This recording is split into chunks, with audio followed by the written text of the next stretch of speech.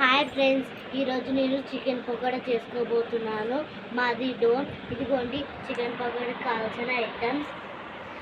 First మనకి పెరుగు, తర్వాత పెరుగు కావాలి.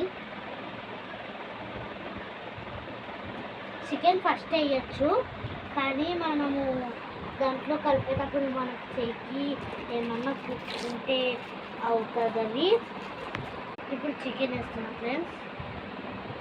ఉంటే అది సరిపోదు.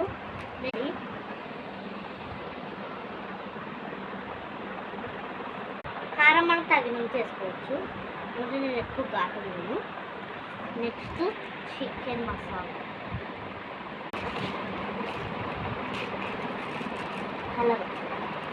కలర్ ఎక్కువ, టేస్టింగ్ సాల్ట్, అల్లం పేస్ట్, శనగపిండి ఇలా కలిపి ఫ్రై చేసుకోవడమే.